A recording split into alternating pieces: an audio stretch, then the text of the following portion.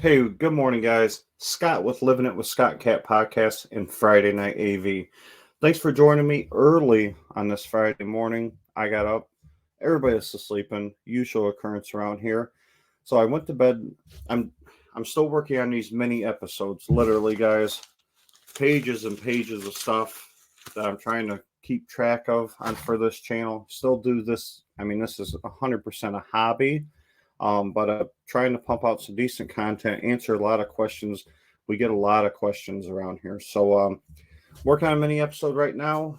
Today's February the 16th, 2024. Hop on here for 15 or 20 minutes, and I want to address something I actually went to sleep with last night. Was I had somebody messaging me, and I was reading it on one of the Facebook groups too, is about home theater bass. I have one 12-inch subwoofer. This is what this guy wrote to me. He goes, I have one 12-inch subwoofer.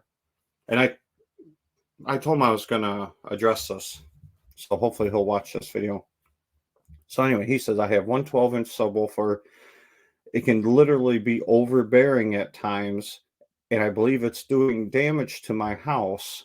I don't understand how you or anyone else has multiple 12s, 15s, 18s, 21s, 24s. He goes, can somebody please make this make sense to me? He goes, I've been in the hobby for about 2 years and I was going to buy another 12, but literally this one is doing damage.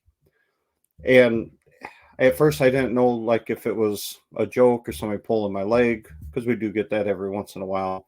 But me and him kept chatting back and forth, and it was a genuine question. So what I wanted to address this morning, just hop on here and just try to kind of answer that question. That's how I've been trying to do these mini episodes, because what we're finding out is that one person that has this question, literally tens or hundreds of people end up having this same question. So it's an easy way for me to address this. Easier for me to talk and sit there and type out all night. Every night we used to go to bed, Cat would be like, what are you doing now? And I'd be just messaging people back nonstop, because I try to answer as many people as I certainly can. So let's hop into this. Regardless, I hope you guys have an awesome weekend, a great Friday. I guess people have been telling me I've been doing a terrible job of self-promotion. So you're supposed to like, subscribe, click your bell notification if you're enjoying this kind of content. I certainly appreciate it. To all our subscribers, Patreon members, you guys absolutely rock.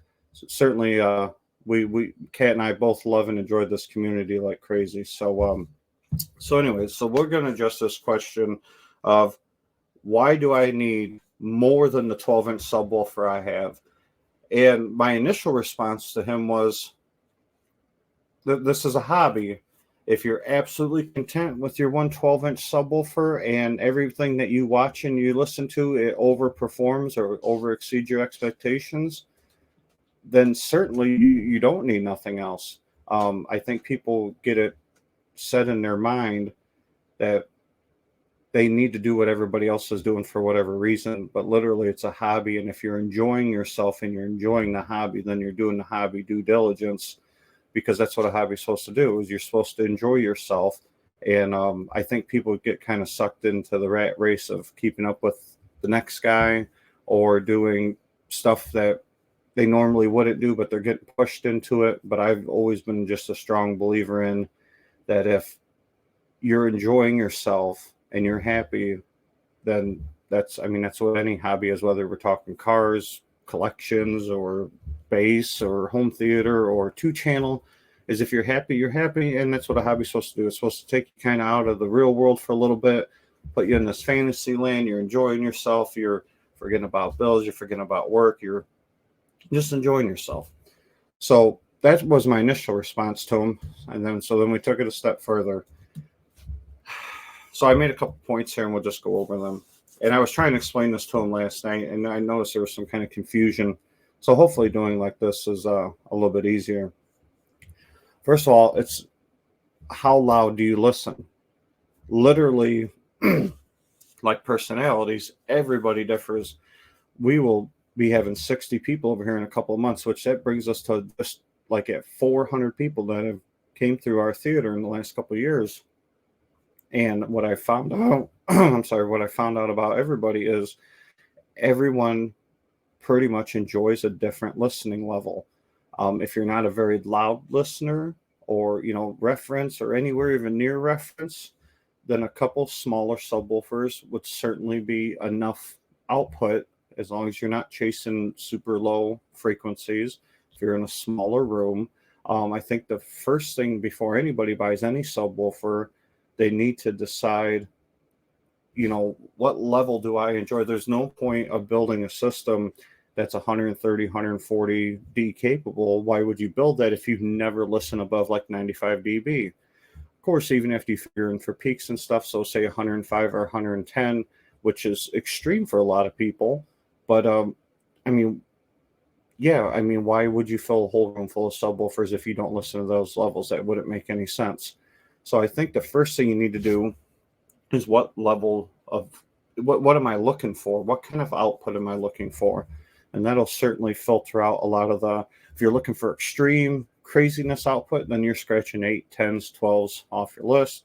If you're like, I don't listen above 80 dB, 90 dB, almost like never, well, then now you're scratching 32s and 24s, 21s, and 18s off your list. So we can start to narrow it down right there.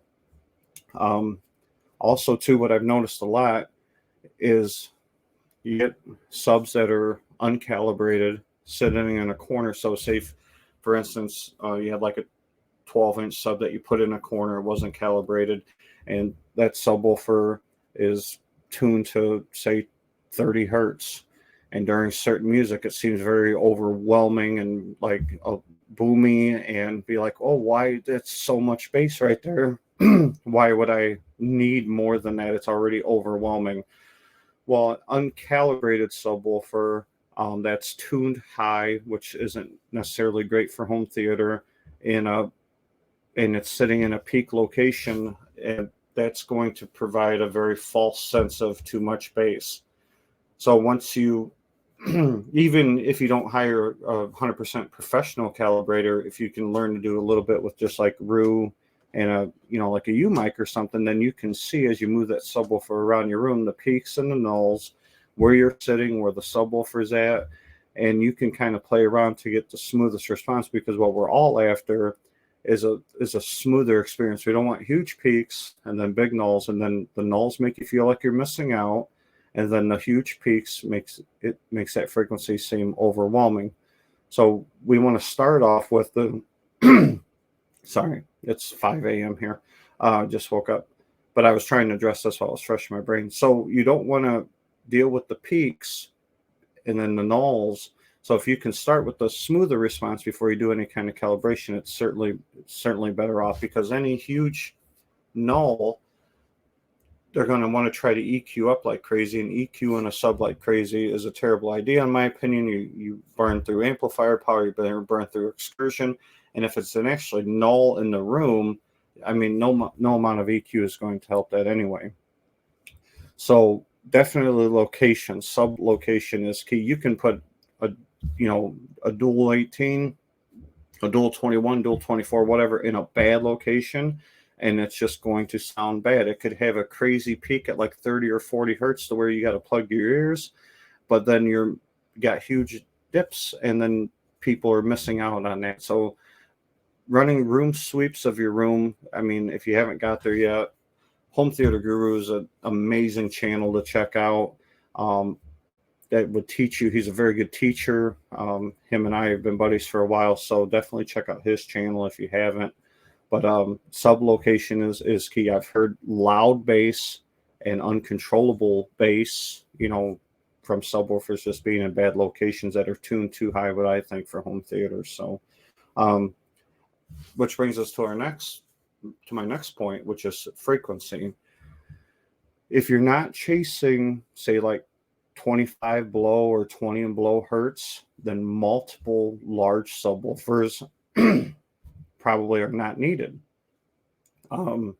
Big subwoofers that are sealed or in lower tune box, like in a 10 hertz or 15 or 18 or 20 hertz box. Excuse me. I certainly apologize. So, but I don't edit, so this is me on here live with this. So anyway, So if you got a low tune box or sealed box and you're shooting for lower hertz stuff, because in home theater, what I found with myself and a lot of other enthusiasts is after you watch a movie on a system with like 25 hertz capable subs, 22 hertz capable subs and up, obviously it could be a very pleasing, experience. Then when you start to take that down an octave or you start messing around with the lower digit stuff, it's a complete different movie experience. Some people enjoy that, some people don't. Some people don't want to invest the time, the money, the space for that. So it's really is what frequency do you like? And a good example of this is what me and Kat have been messing around with when I'm doing those high dB runs. That if you haven't seen them on the channel, it's funny at times, but it actually makes a lot of sense because on the higher frequency stuff, she's fine 145, 150 dB. But now we're working our way down. If you see the last demo, I was now just getting into songs that kind of just starting to touch in the 20 hertz range, and you can actually see her be like, I don't like this.